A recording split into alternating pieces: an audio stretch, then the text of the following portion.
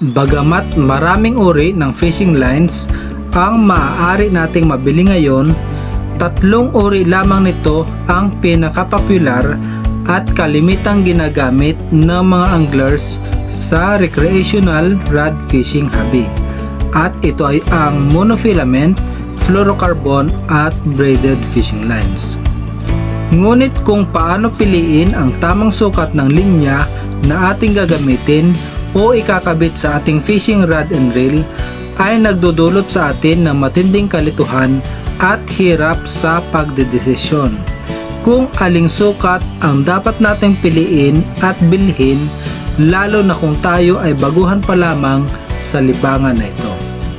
Kaya sa video pong ito ay may tatlong aspeto tayong tatalakayin na siyang ating magiging batayan sa pagpili ng tamang sukat ng fishing line na ating pipiliin o bibilhin. At ito ay ang una, alamin kung anong uri at laki ng isda ang plano nating hulihin. Pangalawa, kung saan lugar tayo madalas mangangawil. At pangatlo ay kung paanong paraan plano nating makahuli ng isda. Kaya panoorin at tapusin mo kaibigan hanggang dulo ang video ito upang kumpleto mong malaman at maunawaan ang mahahalagang detalye at impormasyon tungkol sa ating paksa. At kung bago ka pa lamang sa channel na ito, ay hinihimo kita kaibigan na pindutin mo po ang subscribe button dyan sa ibaba at piliin mo po ang all notification bell upang tiyak na mapapanood mo ang marami pang mga informative at fishing tutorials videos na i-upload sa channel na ito.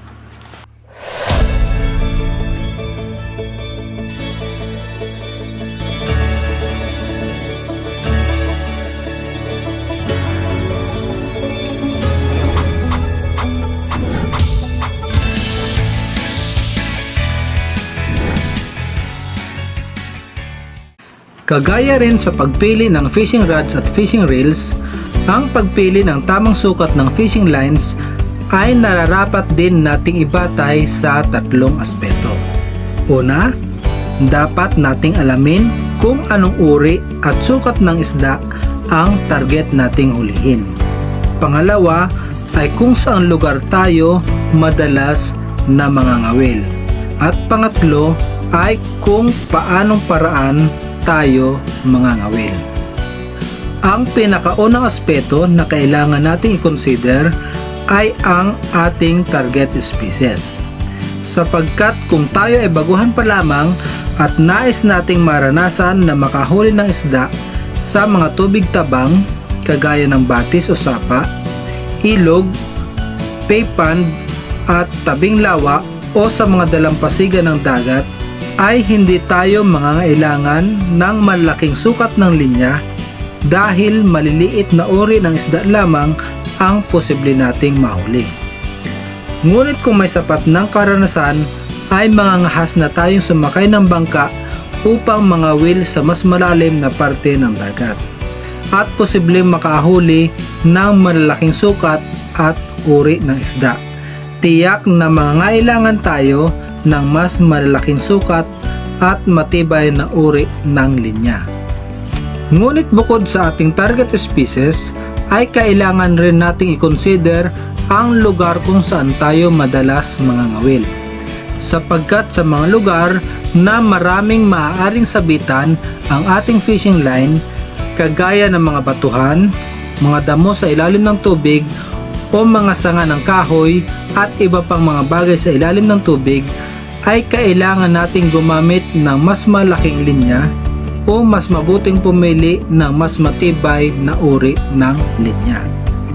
At kung open water naman ang ating pangangawilan, ay mas magandang gamitin natin ang minimum recommended line rating ng ating fishing rod upang mas malayo at kontrolado ang paghagis ng lure o pain at mas madaling maramdaman ang sibad o kagat ng isda.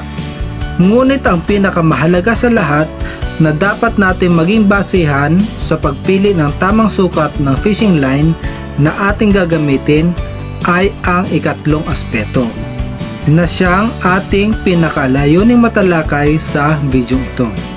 Subalit bago po natin talakayin ang aspetong ito ay mahalagang malaman at maunawaan muna natin ang mga terminology o tawag sa iba't ibang katangian ng mga fishing lines. Ang una ay ang pound test. Ito ay tumutukoy sa lakas o tibay ng uri ng fishing line. Sinusukat sa pamamagitan ng pounds o libra ang bigat na kayang taglayin o hilahin ng linya bago ito maputol. Magkakaiba ang pound test ng iba't ibang uri ng linya depende sa mga materyales na ginamit at paraan ng paggawa ng bawat uri ng fishing lines. Ang pangalawa ay line stretch.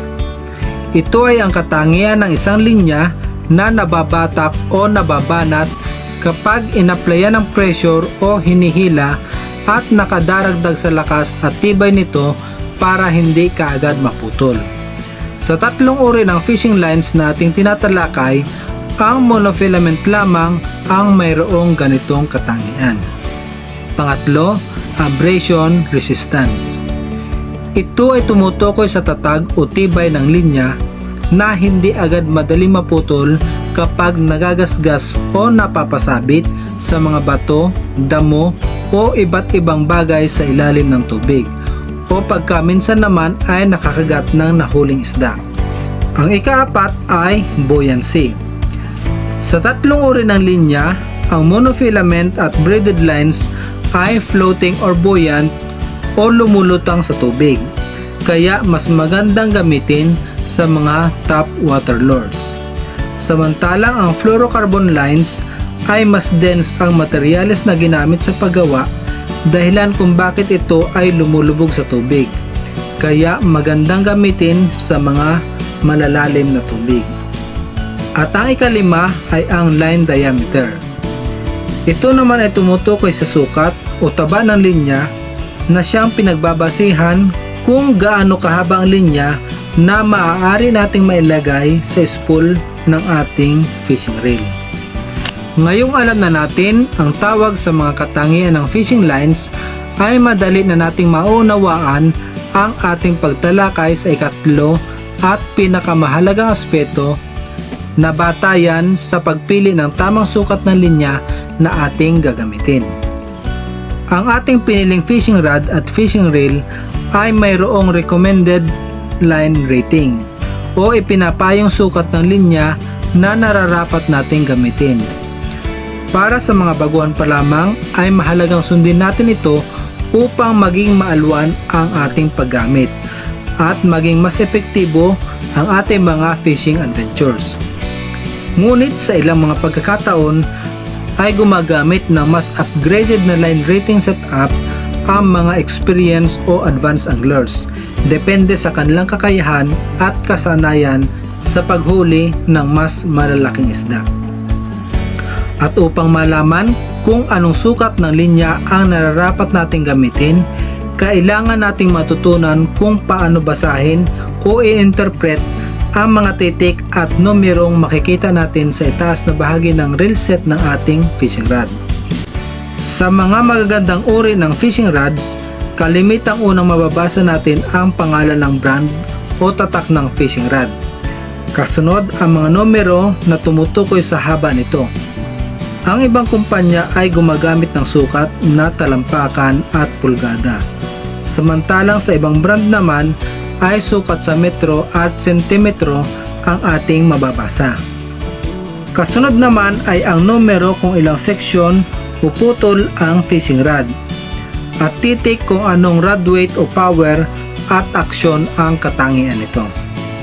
Kasunod na rin kung anong weight o bigat ng sinker o lures ang maaari nating gamitin at kung anong pound test o sukat ng tibay at lakas ng linya ang tumpak nating gamitin sa ating fishing rod. Mayroong dalawang numero tayo makikita sa line rating ng mga fishing rods. Ito ay ang minimum o mula sa pinakamaliit na sukat hanggang sa maximum o pinakamalaking sukat ng linya na maaari nating gamitin sa ating fishing rod. Kagaya sa fishing rod weight chart na ito, makikita natin na ang line weight rating para sa medium weight rod ay from 6 pounds up to 12 pounds test. Maaari nating piliin ang sukat ng linya mula sa mid rating na 9 pounds hanggang sa minimum ratings na 6 pounds kung ang target species natin ay maliliit lamang at kalimitan ay sa open water tayo nangangawil. Mas magiging epektibo rin itong gamitin sa lure casting type of fishing para makamit natin ang long and accurate cast, more sensitivity in strike detecting, and lure retrieving. Maaari naman natin piliin ang mid rating na 9 pounds pataas sa maximum na sukat na 12 pound test kung rock fishing at bottom fishing naman ang ating gagawin. Dahil posible tayong makahuli ng mas malalaking isda at hindi rin maiiwasan na mapasabit ang ating linya sa ilalim ng tubig. Kaya kailangan ito ay matibay at malakas. Kailangan rin nating ibagay ang pipili nating line weight sa lure weight o bigat ng sinker na ating gagamitin upang maging balanse ang ating setup. Ngunit hindi nangangahulugan na ang 12 pound test na linya ay hanggang 12 pounds weight din lamang na isda ang kaya nating huliin, sapagkat makakatulong ang ibang factors kagaya ng rod's power and action, drag ng reel, line stretch capability, reeling skills and experience at behavior o ugali ng isdang nahuli. Sa fishing reel naman na ating gagamitin ay kalimitang mayroong 3 set ng numbers na ating pagpipilian. At ito ay tumutukoy sa line diameter o sukat ng laki o taba ng linya at kung gaano kahaba ang maaari nating ilagay sa spool ng ating reel. Kaya napakahalagang dapat ay magkatugma ang line rating ng ating fishing rod at fishing reel. Sa nauna nating tinalakay na paksa ay nalaman natin ang dahilan kung bakit monofilament line ang ginagamit na standard fishing line. Kaya nangangahulugan na ang lahat ng numerong tumutukoy sa line diameter ng fishing line na makikita natin sa mga specs ng fishing rods at fishing reels ay para lamang sa sukat ng monofilament fishing line. At kung ang pagbabasehan natin ay ang pound test o lakas at tibay ng fishing lines, mas malaki at mas mataba ang standard line diameter ng monofilament kumpara sa 4 strands at 8 strands braided lines, lalo na sa mas matitibay na uri ng linya kagaya nangyari sa Spectra at Dyneema fibers. Kaya kung standard na sukat ng pound test ng monofilament ang ating pagbabasehan, ngunit braided line ang ating gagamitin na main fishing line, mas mahabang reserbang linya ang maaari nating mailagay sa spool ng ating reel. At kung standard line diameter naman ng monofilament ang ating pagbabasehan at braided line pa rin ang ating gagamiting main fishing line, higit na mas matibay at mas malakas na linya ang ating magagamit pero naaayon pa rin ang sukat ng laki nito sa specs ng ating fishing rod. Mayroon lamang kaunting pagkakaiba-iba ng mga sukat ng tibay at laki ng mga fishing lines depende sa brand o manufacturer ng linya. Pero karamihan sa mga Japan-made fishing lines ay halos magkakapareho ng line weight ratings dahil may sinusunod silang standard na sukat kahit sa mga modern-made braided lines. Kaya mas magandang Japan-made fishing lines ang ating piliin pero may kamahalan lamang ang mga ito kumpara sa ibang brands. At maging ang haba ng linya na maaari nating mailagay sa spool ng ating reel ay may pagkakaiba-iba rin. Kahit magkapareho ang size ng fishing reel at diameter ng fishing lines. Dahil ang iba't ibang brands ng fishing reels ay may iba't ibang disenyo ang spool nito. Ang iba ay pahaba, mayroong malalim at meron ding mataba ang spool ng fishing reel. Kaya kung nahirapan man tayong pumili ng fishing rod at fishing reel, Dahil sa dami ng brands na ating mapagpipilian ay higit na mas nakakalito ang pagpili ng linyang ating gagamitin dahil sa mayroong iba't ibang uri ng linya at madami ring iba't ibang brands.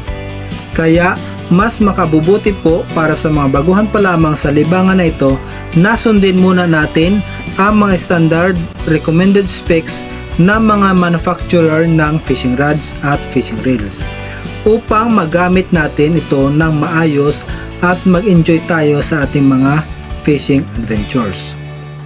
At kalaunan, kapag mayroon na tayong sapat na kakayahan at karanasan ay saka na lamang tayo mag-upgrade ng ating fishing gear setup. Hangad ko po na sana ay makatulong sa iyo kaibigan ang video ito upang makapili ka ng tamang sukat ng linya na iyong gagamitin sa iyong napiling fishing rod at fishing reels.